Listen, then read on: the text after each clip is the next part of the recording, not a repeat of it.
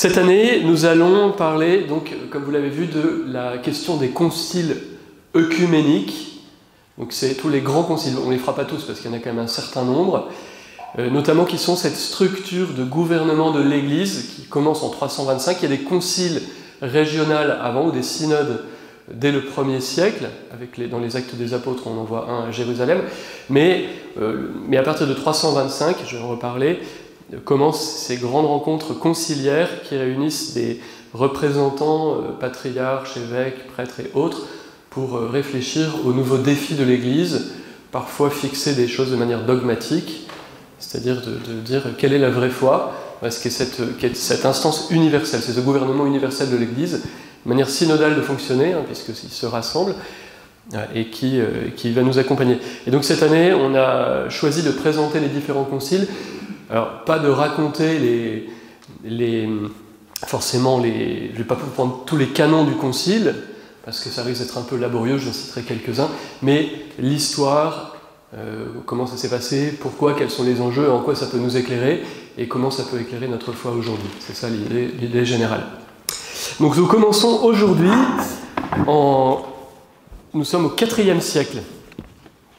Il est toujours intéressant pour nous de se pencher sur l'histoire parce qu'elle est en mesure de nous apprendre bien des choses. Nous savons qu'on est dans une société où on tend à gommer l'histoire comme si le XXIe siècle devait tout réinventer. Et passant dans les écoles, on voit, et dans les collèges et lycées, on voit combien beaucoup n'ont plus aucun sens de l'histoire. Et pourtant l'histoire nous enseigne quelque chose. L'humanité, elle va changer dans son mode de fonctionnement, mais le cœur de l'homme ne change pas. Et donc on va redécouvrir. Et nos anciens nous apprennent quelque chose. Voilà, on est là, et donc c'est pour pouvoir avancer ensemble, pour pouvoir grandir, et puis ne pas commettre les mêmes erreurs. Donc se pencher sur l'histoire, c'est comme un témoin de l'humanité, de son développement, de son expérience, pour qu'on puisse tirer parti de ce qui a été vécu et progresser dans le bien. Eh bien c'est exactement la même chose pour l'histoire de l'Église. Au séminaire, on a pas mal de cours d'histoire de l'Église, nous avons eu des cours, justement pour dire... on ne peut pas faire abstraction de toute cette tradition, de cette histoire de l'Église qui fait que nous sommes là aujourd'hui et qui va nous permettre d'avancer. Et nous pouvons nous appuyer sur la vie de ceux qui nous ont transmis ce qu'ils avaient découvert. Le sens de nos interventions cette année, c'est de transmettre ce que nos anciens avaient découvert, ont proposé, ont choisi et nous donnent de vivre encore aujourd'hui. Donc, comme je vous disais il y a quelques minutes, avant le concile de Nicée, existait un mode de fonctionnement synodal, mais relativement autonome. Vous trouvez ça dans les Actes des Apôtres, avec le premier synode de Jérusalem.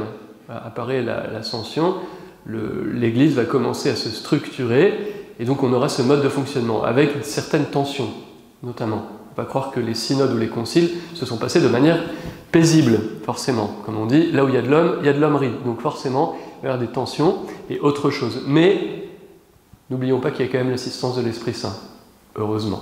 Donc l'Esprit Saint passe à travers aussi tout cela, et justement c'est ce bouillonnement intellectuel, spirituel qui va donner de réaliser l'œuvre de Dieu. Donc nous connaissons l'existence de conciles comme Jérusalem, je vous disais, et puis vient ensuite tout le développement de l'Empire, où le christianisme n'est pas encore autorisé, mais va commencer quand même à se développer dans tout le bassin méditerranéen, notamment en Turquie actuelle et à Rome, à Jérusalem et tant d'autres lieux. En tout cas, voilà. Et l'Église est pour l'instant vit de cette manière locale. Mais au IVe siècle, il va y avoir un grand changement assez radical avec la conversion de l'empereur Constantin. Donc vous pourrez relire l'histoire, mais quand Constantin devient l'empereur de tout l'Empire, prenant le pouvoir, il devient chrétien, donc en 313 sa conversion, et il met fin à 2 siècles de persécution. Donc voilà, et de marginalisation des chrétiens. À partir de là, à partir de la conversion de Constantin, le christianisme va peu à peu devenir la religion officielle de l'Empire. Elle le deviendra un peu plus tard, mais en tout cas, il y a cet édit qui donne l'autorisation et qui fait que le christianisme devient cette religion de l'Empire. La conséquence, c'est que les hommes d'Église deviennent des personnages importants qui vont commencer à exercer une grande influence. Donc politique et religieux vont être à ce moment-là intimement liés, le mode d'organisation va changer et on va devoir mettre en place une structure qui permette la vie de toute l'Église, voilà, et qui lui permet de se situer dans le monde de son temps. Une des conséquences encore de cette mise en place nouvelle, c'est que cela va donner aux débats théologiques une grande importance. Les débats théologiques, et on va revoir ça tout à l'heure, deviennent plus que religieux, même s'ils sont religieux au départ, spirituels, mais ils vont devenir plus que ça car ils sont source de rivalité ou de paix au sein de l'Empire. On voit que ces débats peuvent provoquer de grandes tensions, des scissions au sein de l'Empire. Et avec cette religion officielle, l'empereur va être obligé d'intervenir.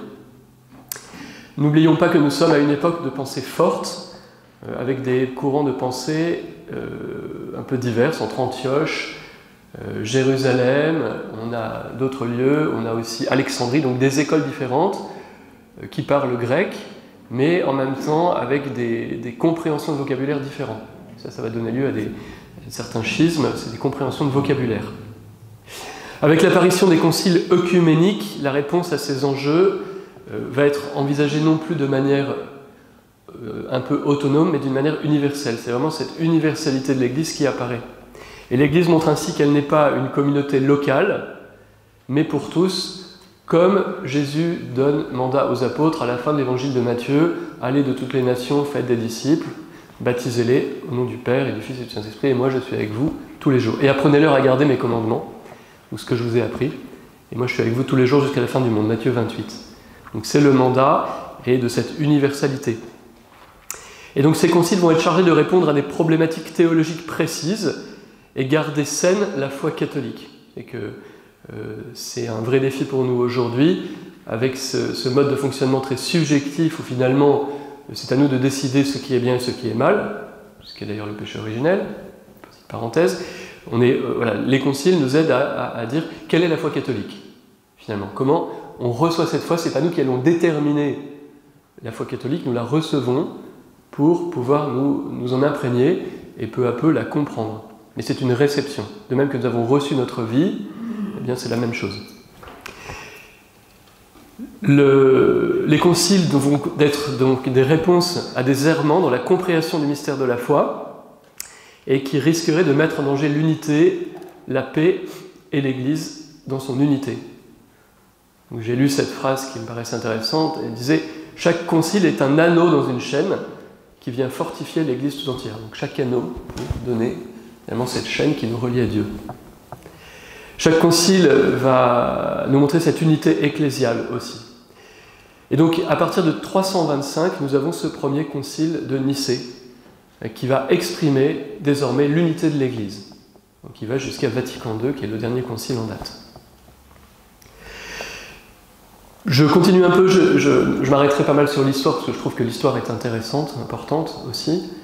Voilà. Dans les premiers siècles de l'Église, les premiers chrétiens, dans la réflexion des premiers chrétiens, c'est de regarder l'histoire à travers ce qu'on appelle l'économie du salut, c'est-à-dire comment Dieu nous sauve dans l'histoire, et le mystère de Dieu. Qui est ce Dieu qui se révèle avec Jésus et l'Écriture sainte? C'est vraiment le Dieu dans l'histoire. L'économie du salut, c'est l'histoire de Dieu, c'est Dieu dans notre histoire. Et on voit alors, il y a différents courants de pensée, vous pourrez lire des choses entre Saint Justin, Origène et tant d'autres. On insiste soit sur l'humanité, soit sur la divinité de Jésus. Il y a un petit peu un va-et-vient. Et à travers ça, dans cette recherche théologique, spirituelle, il va y avoir aussi des errements qu'on appelle des hérésies. Voilà. C'est une foi qui n'est pas droite. Voilà. C'est-à-dire une compréhension qui est fausse du mystère de Dieu. Quand on va insister sur l'humanité de Jésus, on risque d'en faire simplement un homme ou un surhomme, ou sur la divinité, on met moins l'accent sur l'incarnation. Et donc c'est ça les enjeux. Avec le IVe siècle, le regard de foi va désormais se poser sur le mystère trinitaire, donc un seul Dieu en 3 personnes divines, et sur sa dimension éternelle, sur la nature de Dieu et sur Jésus lui-même, Dieu qui s'est fait homme. Donc on n'est plus simplement sur l'économie du salut, mais sur le mystère de Dieu en lui-même, au-delà de tout, au-delà du temps. Cet intérêt porté sur la nature même de Dieu, la nature du Fils, et celle du Saint-Esprit est nécessaire, car de là va dépendre les réalités mêmes du salut apporté aux hommes. C'est-à-dire l'économie du salut, l'histoire du salut dépend du mystère même de la Trinité. Vous voyez un peu l'enjeu, si on se penche sur le mystère de la Trinité, c'est que de là dépend le fait que nous soyons sauvés ou pas. Si Jésus n'est pas Dieu, cela remet en cause tout ce qui a été cru jusque-là. Et toute la question va se poser aussi se porter sur l'unicité de Dieu et la divinité du Fils et de l'Esprit Saint, car l'Écriture sainte pose un certain nombre de questions. Et l'une des questions, c'est est-ce que l'Écriture sainte suffit ou est-ce qu'on peut s'accommoder, utiliser la pensée grecque? Ça, c'est un des grands... Je reprendrai ça tout à l'heure, mais est-ce qu'on s'attache qu'à l'Écriture sainte ou la tradition ou d'autres choses? Est-ce qu'on a eu la possibilité d'utiliser un autre vocabulaire ou des choses qui ne sont pas écrites de manière explicite dans l'Écriture sainte? C'est une vraie question à cette époque. Une autre question importante à cette époque-là, c'est comment concilier le monothéisme biblique avec le mystère de la Trinité. En moins 1850, quand Dieu se révèle à Abraham d'une manière totalement nouvelle et radicale, il se révèle comme un Dieu un. Au milieu des polythéismes ambiants, il y a cette révélation à Abraham qui est radicalement nouvelle, où on voit un Dieu unique, et qui se révélera ensuite à Moïse. Écoute Israël, le Seigneur ton Dieu est l'unique Seigneur. Tu aimeras le Seigneur ton Dieu de tout ton cœur, de toute ton âme, de toute ta force. Mais tu es l'unique Seigneur, donc l'unicité de Dieu. Donc comment concilier à la fois cette unicité de Dieu et le fait qu'il soit trois? Trois en un, ça n'existe que dans les shampoings, je crois.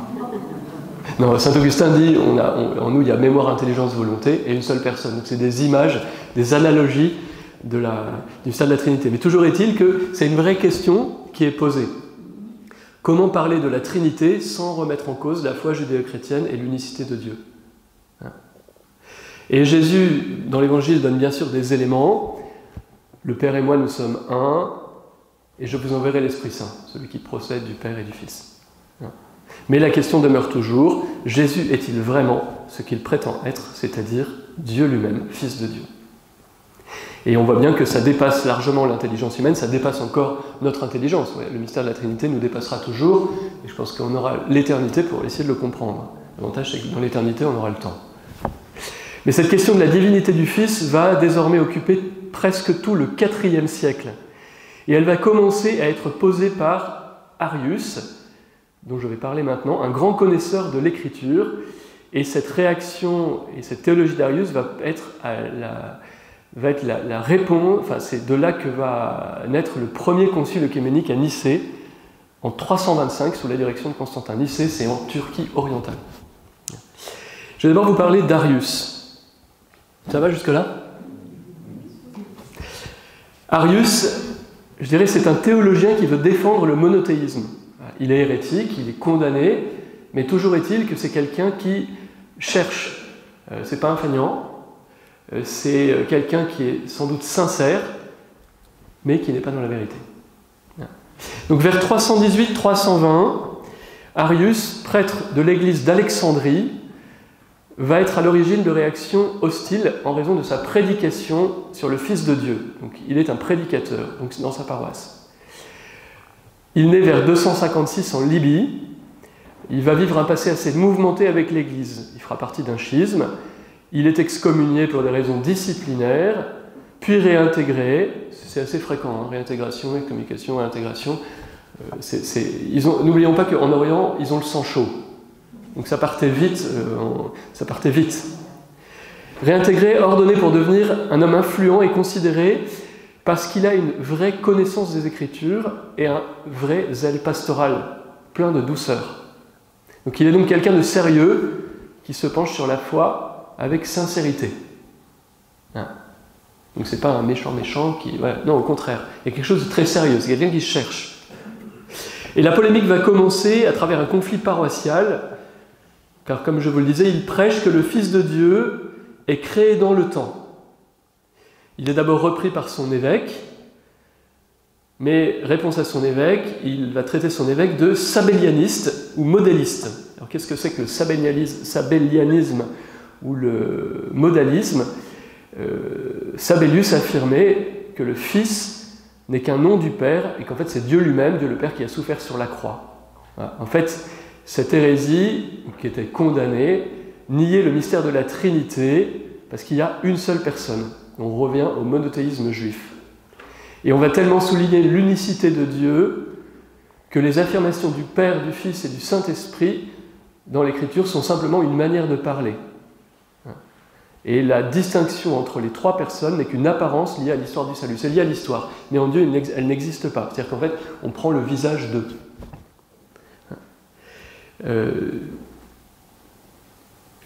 Voilà. L'idée, c'est que cette histoire du salut, c'est comme une pièce en 3 actes avec un seul acteur, une seule personne, qui prend comme un rôle de théâtre. On utilise le terme prosopone, ça veut dire rôle, le masque, comme si c'était un masque. Ce terme est important parce qu'on le reverra dans d'autres conciles, prosopone. Donc ça vient de la tragédie. On utilise des termes grecs pour parler des mystères de Dieu.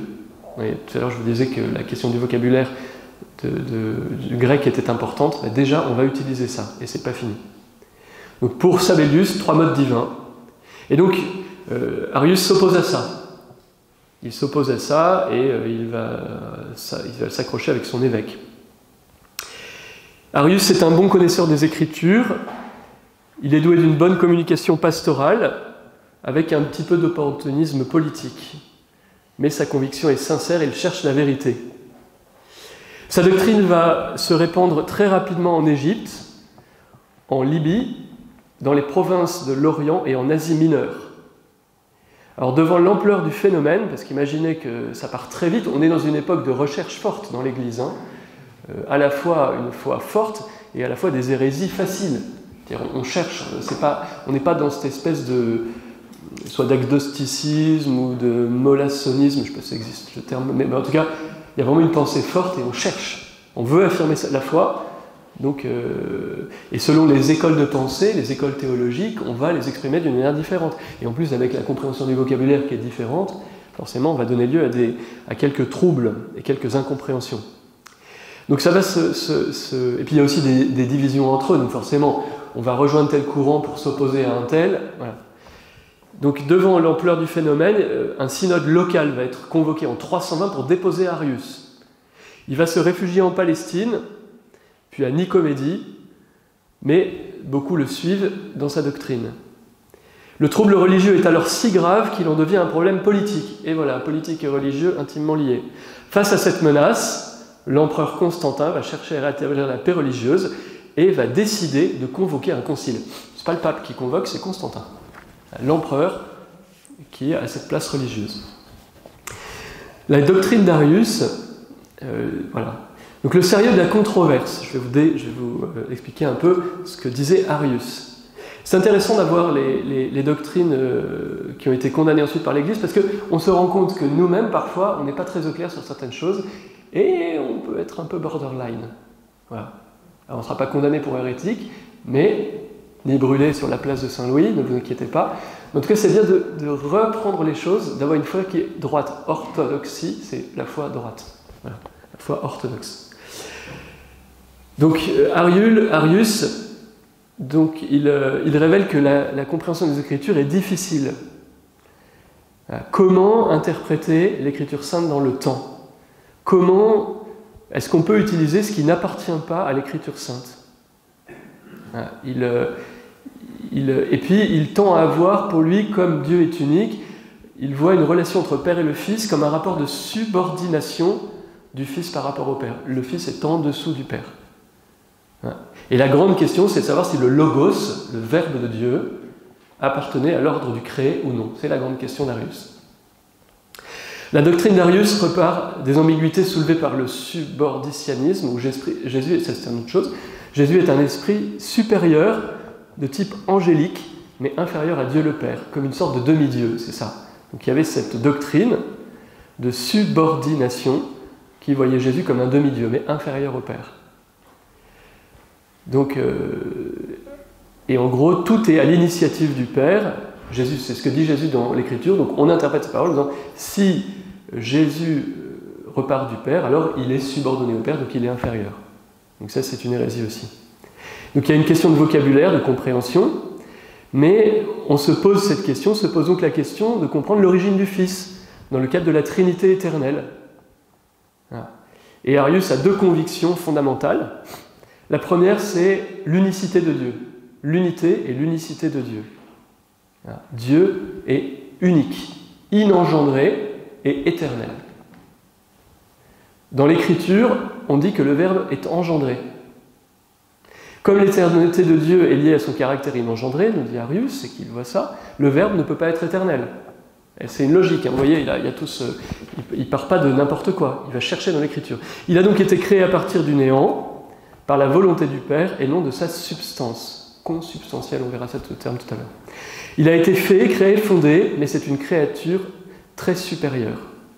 Et il cite Proverbe 8, 22, « Le Seigneur m'a créé au commencement de ses voies ». Et donc Arius va affirmer que Dieu n'était pas toujours Père, mais il y eut un moment où Dieu était seul et n'était pas encore Père. C'est plus tard qu'il est devenu Père.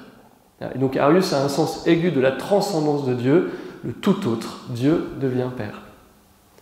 Deuxième conviction d'Arius, c'est l'incarnation, avec les témoignages évangéliques sur la vie de Jésus. Il dit que le Fils subit des changements dans son humanité, donc c'est incompatible avec la vraie divinité. Il progresse, il souffre, il ignore le jour du jugement, il a besoin d'être sanctifié le jour de son baptême, sa gloire vient d'en haut, il obéit au Père. Donc le Verbe du Père est inférieur à lui, il préexiste à notre monde et aux anges, mais il est inférieur. Il est capable de changement, et il s'est uni à une chair humaine. Il joue dans cette chair le rôle de l'âme qu'il remplace. Donc il parle de ça. Le Verbe assume tous ces changements, mais il se conduit avec un tel mérite qu'il s'est rendu parfait et est associé à la divinité. Arius interprète l'Écriture qui dit des hommes qu'ils peuvent être appelés fils de Dieu. L'Écriture nous le dit, ils seront appelés fils de Dieu. Le Père est plus grand que moi aussi, dit Jésus, Jean 14, 28. Vous voyez l'interprétation des Écritures. Donc pour lui, il y a bien un seul et unique Dieu. Le Fils et l'Esprit sont ses premières créatures, parce qu'on verra aussi la question de l'Esprit Saint. C'est une hérésie qui est, l'arianisme, une hérésie qui est trinitaire. Hein. Ce n'est pas simplement la question du Fils, puisqu'il y aura les semi-ariens un peu plus tard, où on ira la divinité du Saint-Esprit. Mais Dieu est seul principe inengendré. Le Logos, le Verbe, est une créature, certes supérieure, mais tirée du néant. Cette controverse va s'étendre à toute l'Église orientale et va causer une profonde déchirure. Vous imaginez le traumatisme que ça provoque et les tensions que cela provoquait. C'est qu'en Orient, ils ont le sang chaud, comme je disais tout à l'heure, et il y a des histoires de conciles où ils se courent après pour se frapper à coups de crosse. Hein.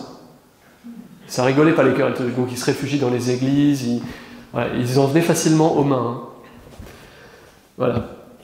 Nous, on ne connaît pas trop ça. Mais je ne vous courrai pas avec une crosse derrière. Si vous dites une bêtise, ou si je dis une bêtise, je courrai aussi. Mais en tout cas, voilà. Arius affirme cela. Pour lui, l'engendrement fait sortir le Verbe du néant. L'engendrement, engendré, comme on dit dans le credo. Et il n'est donc pas lié à l'éternité de Dieu, il est soumis à des changements, à des passions, donc il n'est pas Dieu. Je vous cite Arius, un petit peu quand même. Le Fils n'est ni engendré, ni partie de l'inengendré de quelque manière que ce soit. Ni inengendré, ni partie de l'inengendré de quelque manière que ce soit. Ni d'un préexistant, mais par la volonté et par dessein de Dieu, il commença d'exister avant les temps. Et avant d'avoir été engendré ou créé ou déterminé ou fondé, il n'était pas, car il n'était pas inengendré. On nous persécute pour avoir dit « Le Fils a un commencement, Dieu est sans commencement ». Ce pourquoi on nous persécute encore, c'est pour avoir dit qu'il est tiré du néant. Or, nous l'avons dit en ce sens, qu'il n'est pas une partie de Dieu et qu'il n'est pas tiré d'un sujet préexistant. Et il dit ensuite, Dieu n'a pas toujours été Père, mais il fut un temps où il était encore seul, où il n'était pas encore Père, puis ensuite il devient Père. Le Fils n'a pas toujours été, car puisque toutes les choses ont été tirées du néant et que toutes sont des créatures et des œuvres de Dieu, le Verbe de Dieu lui-même a été tiré du néant, et il eut un temps où il n'était pas, et il n'était pas avant de naître, mais il a eu lui aussi le commencement de la création. Et il cite Je vous disais le proverbe, le Seigneur m'a créé, prémisse de ses voies, prémisse de ses œuvres. Donc infériorité. Face à Arius, deuxième grande figure, saint Athanase. Athanase, grande figure qui va influencer le concile de Nicée. Athanase qui était patriarche d'Alexandrie, qui va être le grand défenseur de la divinité du Fils. Et son présupposé de départ, c'est le salut. Dieu nous a sauvés. C'est-à-dire que Dieu nous a pardonné nos péchés dans le Christ. Et nous sommes aussi appelés à la divinisation, à vivre de cette participation à la vie même de Dieu par la grâce, par l'intelligence, par la connaissance. Donc pour lui, le point de départ, c'est le salut. Et il dit, le Christ, il faut que le Christ soit Dieu, car c'est lui qui nous fait participer à la vie de Dieu. Si le Christ n'est pas vraiment Dieu, alors il ne nous a pas vraiment rejoints. Le Christ ne peut donner que ce qu'il a. L'argument, vous voyez, est fort aussi. Pour nous donner la vie même de Dieu, il faut que le Christ soit vraiment Dieu. De même, pour faire de nous des fils de Dieu, il faut que le Fils soit Fils lui aussi. Donc il doit être Dieu et il doit être Fils, pour nous diviniser et pour faire de nous des fils. Logique implacable. Il a reçu ce qu'a le Père par communication de la nature divine, nous dit Athanase. Il fait bien la différence entre engendrer et créer. C'est ce qu'on va voir dans le credo. Engendrer, non pas créer. Consubstantiel au Père. Donc il distingue bien l'engendrement de la création. Par l'engendrement, Dieu pose dans l'existence. Il cite le psaume 2, « Tu es mon fils, aujourd'hui je t'ai engendré ». Et cet aujourd'hui, c'est l'aujourd'hui éternel. On n'est pas dans le temps. Donc le Père est l'inengendré, nous dit Athanase, le Fils est l'engendré. Donc il y a cette relation, inengendré, engendré. Communication éternelle. Et pour lui, ce n'est pas incompatible avec la divinité, pour nous non plus d'ailleurs. Et donc l'engendrement devient propriété de la personne. Chaque personne. Le Père est l'inengendré, le Fils est l'engendré. Voilà. Je vous cite Athanase, après vous avoir cité Arius. Si le Fils n'était pas vrai Dieu, ce n'est pas par l'union de celui-ci à une créature que l'homme a pu être en retour divinisé. Et l'homme n'aurait pas pu être présenté au Père, si ce n'est par son logos naturel et véritable qui avait revêtu le corps. De même, nous n'aurions pas été libérés du péché et de la malédiction si elle n'avait pas été humaine par nature. La chair qui a revêtu le logos, car rien ne nous serait commun avec une chose étrangère. De même, l'homme n'a pas été divinisé si celui qui est devenu chair n'était pas le vrai et propre logos du Père par la nature de lui reçue. Pour ce motif a été faite une telle union, afin que s'unisse à celui qui possède la nature de la divinité, celui qui est homme par nature, et que fût ainsi assuré son salut et sa déification. C'est tout le principe de l'incarnation. Dieu se fait homme pour que l'homme devienne Dieu. Il prend sur lui notre humanité tout entière. Donc le Fils assume la nature humaine, et en assumant la nature humaine, il nous permet de participer à la nature divine, il unit nature humaine et nature divine, ce qu'on appelle l'union hypostatique, on verra ça un peu dans une autre fois, et l'union des deux natures est le lieu du pardon du péché. Et Athanase insiste beaucoup sur le corps et la chair, la sarx en grec. Le logos, verbe de Dieu, s'unit à la chair humaine, et c'est cette chair qui devient l'offrande du sacrifice sur la croix. Et donc, par ceci, tout homme est donc touché par la grâce. Mais Athanase n'explicitera pas la question de l'âme humaine du Christ, ce qui donnera lieu à une autre problématique un dimanche suivant. Devant l'enjeu de ces questions, un concile va être convoqué. On en vient au concile de Nicée, donc la réunion du concile de Nicée.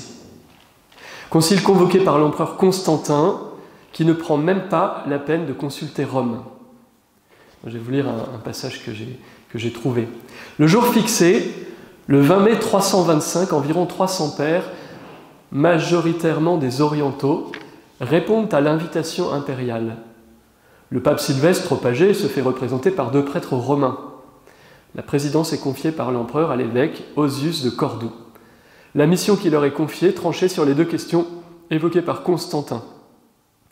Arius et ses disciples les plus proches sont invités pour s'expliquer sur leur enseignement christologique. Voyant qu'ils persistent dans leur doctrine hérétique, les évêques conciliaires décident la rédaction d'un credo qui serait valable et confessé dans toutes les églises de l'Empire. Eusèbe de Césarée, qui avait déjà écrit un credo, nous dit que les pères conciliaires sont partis du credo professé dans l'église de Césarée, il était là-bas, qu'ils ont amélioré en y ajoutant le terme homoousios, de même nature que le Père, consubstantiel au Père, voilà, afin d'affirmer sans le moindre doute la divinité du Fils, au même titre que celle du Père.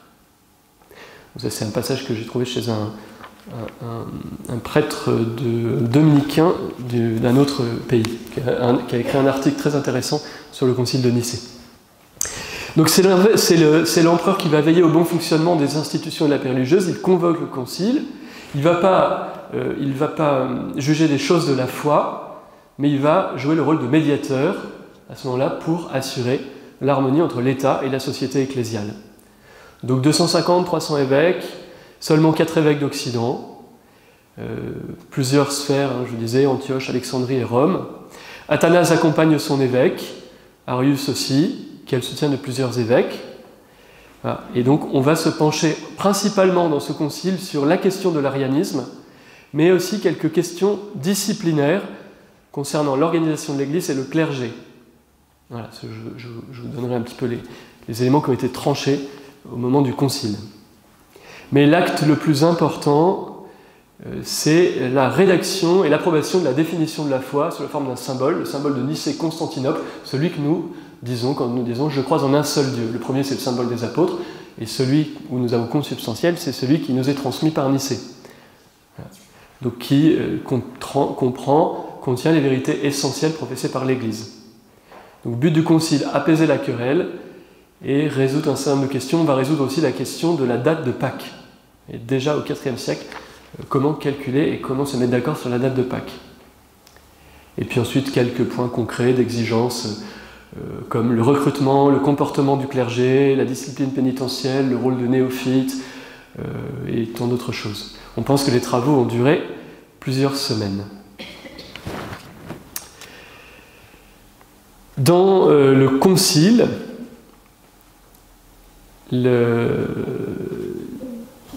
donc après quelques semaines de tractation et tout ça, on en vient à une définition de Nicée et des additions aux symboles. Donc dans la version grecque, qui est la tradition officielle, après il y a la version latine que nous avons, voilà ce que dit la définition de Nicée. Nous croyons en un seul Dieu, Père Tout-Puissant, créateur de tous les êtres visibles et invisibles, et en un seul Seigneur Jésus-Christ, le Fils de Dieu, engendré du Père, unique engendré, c'est-à-dire de la substance du Père, Dieu de Dieu, lumière de lumière, vrai Dieu de vrai Dieu, engendré, non pas créé, consubstantiel au Père, par qui tout a été fait, ce qui est dans le ciel et ce qui est sur la terre, qui, à cause de nous les hommes, et à cause de notre salut, est descendu et s'est incarné, s'est fait homme, a souffert, et ressuscité le 3e jour, est monté aux cieux, viendra juger les vivants et les morts, et en l'Esprit Saint, voilà. Donc nous, c'est un petit peu réduit la formule latine, mais elle reprend les mêmes termes.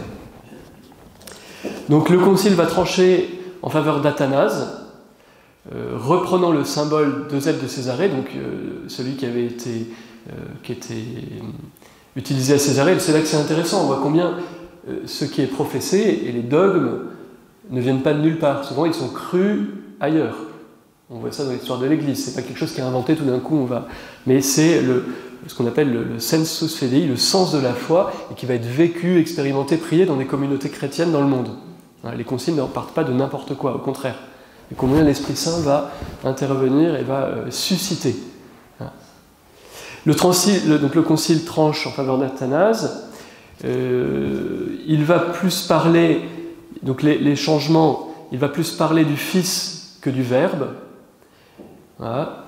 On va parler vraiment du Fils cette fois, engendré, unique engendré, donc un seul Fils dans le ciel. Quand on dit Jésus a des frères, non, ce sont des cousins si on veut dans l'Évangile, mais en tout cas un seul Fils dans l'éternité, unique engendré. On voit apparaître le terme substance, ousia en grec, voilà, la substance, ou la nature, autrefois on disait de même nature, maintenant c'est plutôt la substance, et le terme homoousios, de même substance, consubstantielle, de même nature. Voilà. Donc ça, c'est un point important parce que ces termes-là ne se trouvent pas dans l'Écriture sainte. Donc, typiquement, ce sont des termes utilisés par la pensée grecque. Et c'est là où ça coince, justement, ceux qui tiennent mordicus à uniquement l'écriture sainte, du coup, vont s'y opposer en disant « c'est pas dans l'écriture sainte ». Donc on va utiliser un vocabulaire qui n'est pas contenu. Et pourtant, c'est ce vocabulaire que les pères conciliaires ont retenu. Et c'est cela qui a été promulgué. Et c'est ça qui est encore force de foi et qui demeurera force de foi pour nous aujourd'hui. Voilà. Le Père possède la substance divine et par engendrement de toute éternité, hein, évidemment, on n'est pas dans le temps, il donne la totalité de la substance divine au Fils, sans perte, sans multiplication.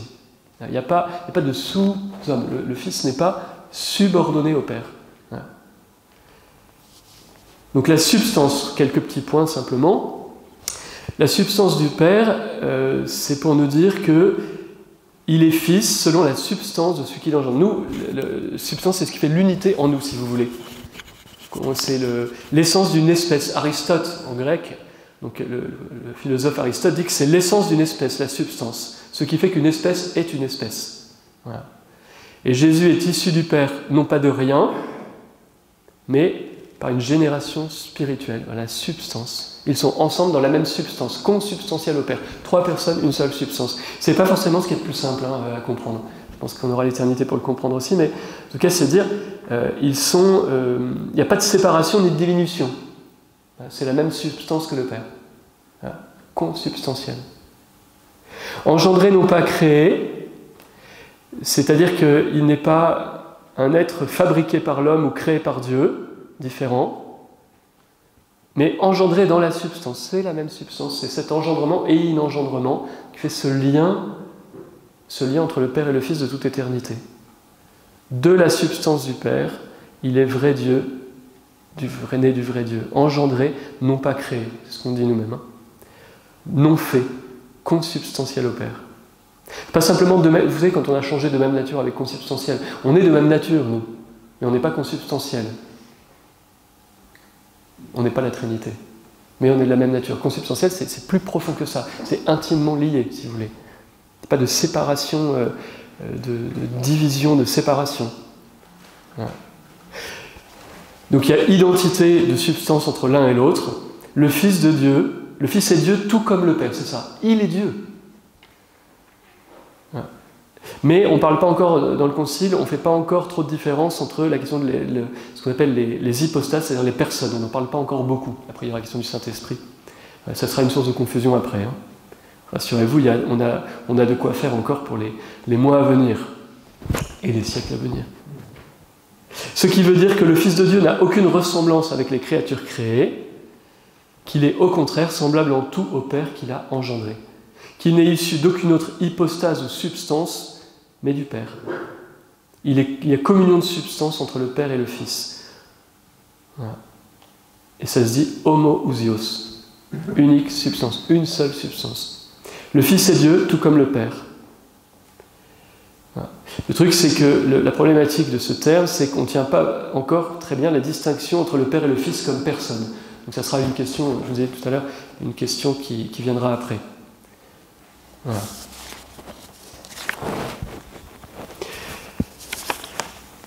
Donc on a, avec ce concile de Nicée, un vrai tournant dogmatique. Donc on a cette question du credo dedans, de ce consubstantiel, toute la foi chrétienne, cette unité de Dieu dans la diversité, la Trinité et un seul Dieu. Donc c'est vraiment la foi catholique qu'on tient. Et avec cette conséquence pour nous aujourd'hui que si on est à l'image de la Trinité, c'est en regardant vers la Trinité qu'on apprend à se comprendre. L'homme est l'image de Dieu, c'est pas Dieu qui est à notre image, c'est l'inverse. Donc en regardant le mystère de la Trinité, alors nous comprenons qui nous devons être.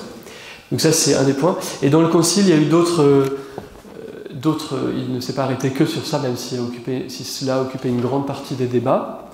Mais il y a aussi une dimension disciplinaire dans le Concile de Nicée. Donc on a 20 canons, c'est des règles si vous voulez, pour mieux régler et uniformiser les pratiques ecclésiales dans tout l'Empire gouverné par Constantin. Donc on en a, je vous cite, interdiction des eunuques automutilés pour accéder aux ordres, la question des néophytes qui n'ont pas accès aux ordres avant d'avoir fait leurs preuves comme chrétiens engagés après le baptême, intéressant, hein, on dit néophyte, calmez-vous un peu et on va y aller doucement. On commence par s'enraciner. Donc il y a déjà une sagesse de dire enracinons-nous avant.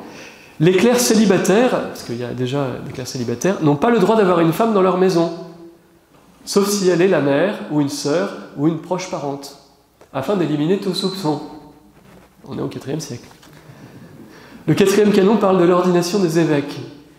Il faut qu'ils aient passé l'âge de 30 ans, qu'ils soient consacrés par leurs collègues de la province ecclésiastique, et que tous les évêques donnent leur assentiment. Le métropolite, qui est chargé de la métropole, on dirait je sais pas comment on appelle ça. Voici, c'est pareil chez nous. Ayant la mission de la confirmation du candidat à l'épiscopat. Donc plusieurs évêques pour ordonner un évêque. Vous savez que pour ordonner un évêque, il faut 3 évêques, par exemple. Mais il y a aussi ce consensus, cette unité ecclésiale. Le canon 5 va parler de l'excommunication pour les clercs et les laïcs. Ensuite, on aura un autre canon qui parlera de la prééminence des sièges épiscopaux dans l'Empire. Il y en a qui disent que c'est Alexandrie qui a la primauté sur l'Égypte et tout ça. Il y a aussi une coutume pour Rome, pour Antioche. Voilà. Donc qui a la primauté? Le statut part aussi du statut honorifique sur les églises de Syrie, Palestine, accordé à l'église de Jérusalem. Ensuite, il y en a 2 qui excluent du sacerdoce tous ceux qui sont coupables de crimes ou qui ont succombé à la tentation de sacrifier aux idoles pendant les persécutions. Donc l'apostasie, notamment. C'est un nom particulier, j'ai oublié. Voilà. Ensuite, on parle de l'incardination des prêtres et des évêques dans leur église, et qu'ils ne doivent pas vaquer dans une autre église. C'est encore valable aujourd'hui. On est incardiné dans une église particulière. Quand Jérémie va être ordonné diacre, il a demandé à être incardiné dans le diocèse de Fréjus-Toulon. Donc il appartient au Fréjus-Toulon. On pourrait incardiné dans l'oratoire. En tout cas, on appartient à une église locale ou à une congrégation. On n'est pas... on ne fait pas que ce qu'on veut, quoi. Voilà. Et donc c'est déjà, dès le IVe siècle, c'est fixé. Et ça évite les prêtres gyrovagues. Ce qui est pas mal. Ensuite, le canon 17 exclut de la cléricature, l'état clérical, tous ceux qui s'occupent des affaires terrestres dans le but de tirer profit en argent. Voilà. Ensuite, il y en a d'autres qui interdisent aux diacres de s'asseoir au rang des prêtres et de leur donner la communion devant la célébration de l'Eucharistie. De leur donner, ils ne donnent pas aux prêtres. Voilà. Leur ordination étant pour le service de la communauté sous la direction des évêques. C'est valable encore aujourd'hui. Les diacres ne donnaient pas la communion aux évêques, aux prêtres et aux évêques, mais ils donnent à la communauté. Ils sont au service de la communauté. Voilà. Donc ça, c'est un des canons. Enfin, le dernier canon interdit aux fidèles de prier à genoux dans la période pascale entre Pâques et Pentecôte. Cette façon de prier étant fortement encouragée durant le temps du carême. Ben, c'est intéressant parce que à Pâques, on dit relève-toi, lève-toi. Il ne s'agit pas de se mettre à genoux. Et c'est vrai qu'il y a ce fait de se laisser relever. Hein, donc voilà. Donc vous voyez des canons disciplinaires qui finalement vont régenter, accompagner la vie de l'Église. C'est ça qui est intéressant. Je vais bientôt finir. Donc pour conclure, faut donner quelques éléments conclusifs. C'est la première fois que des mots viennent affirmer la foi sans être tirés de l'écriture, de la philosophie grecque. Homoousios, consubstantiel. Donc ça va provoquer des troubles. Toute la question de la révélation qui est en jeu. La parole de Dieu se fait parole humaine, afin d'être comprise par des intelligences humaines. Donc elle doit rester, le Concile nous dit qu'elle doit, il nous souligne qu'elle doit rester vivante à travers le temps. Le dogme ecclésial est un acte d'interprétation de la parole de Dieu consignée dans l'Écriture. Le dogme, ça signifie opinion au départ. Hein.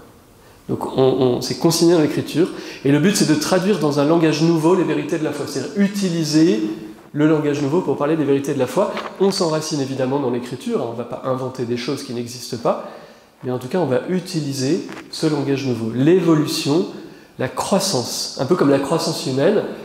C'est ce que dit saint Vincent de Lérins. Il dit justement l'évolution du dogme. C'est pas que le dogme a changé, mais en soi, il reste le même et la compréhension va grandir petit à petit. Voilà, on va l'approfondir. comme notre propre croissance. Il n'y a plus aucune cellule de mon enfance qui existe encore, on a complètement changé, et pourtant nous sommes le même, demeure, et pourtant une évolution dans le temps. Voilà.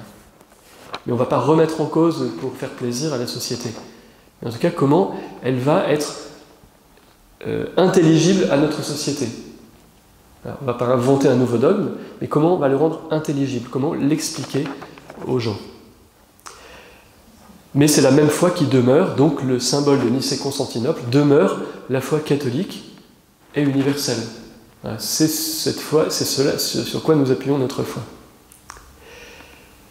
L'enjeu du concile, donc c'était ça, lever le doute sur des interprétations possibles, c'est vraiment de trancher sur ces interprétations, montrer qu'il y a une compréhension du vocabulaire qui change avec le temps, aussi, et puis de fixer les choses pour pas que ça parte aussi dans tous les sens. On voit qu'il y a des moments, enfin les conciles sont là pour répondre à des problématiques précises. Quand les autres dogmes vont être proclamés dans les siècles suivants, c'est pour faire face à des errements de la foi, pour garder la foi droite. On a besoin. On n'a pas besoin de tout dogmatiser, mais peu à peu, selon les enjeux, on va avoir besoin. Et là, cette question de la consubstantialité, de l'engendrement éternel du Fils, étaient des questions essentielles, qui sont au cœur de notre foi. La question de la divinisation de nous-mêmes, par le fait que le Fils de Dieu soit vraiment Dieu. Voilà. Donc, avec Nicée, avec le Concile, apparaît pour la première fois une instance capable de réguler, au niveau de l'Église tout entière, les questions de gouvernement, de discipline, les questions dogmatiques. Et donc on va entrer, avec ce Concile en 325, dans une nouvelle phase de l'histoire, qui est valable encore de nos jours. Voilà. Donc tout l'intérêt est de s'adapter au temps, et combien l'Esprit Saint continue d'accompagner l'Église, comme dit Jésus, « Je vous enverrai l'Esprit Saint, il vous enseignera tout. » L'assistance de l'Esprit Saint. C'est pas fixé un jour précis, et après il n'y a plus rien. Non, l'Esprit Saint continue d'enseigner, de répondre aux défis du monde de ce temps. Ce que disait le Concile Vatican II d'ailleurs. Répondre aux joies et aux peines du monde de ce temps. Quels sont les défis qui nous sont lancés, et comment transmettre cette foi catholique et en vivre aujourd'hui. Donc ce qui s'est passé à Nicée en 325 est valable pour nous aujourd'hui. La foi de Nicée reste la norme dogmatique invoquée pour tous les autres conciles ensuite. Voilà, c'est le premier et celui qui donnera la norme pour les autres. Ça va être le début d'un développement de l'Église universelle et voilà, qui va nous mettre en route et qui nous pose cette question: pour vous, dit Jésus, qui suis-je ?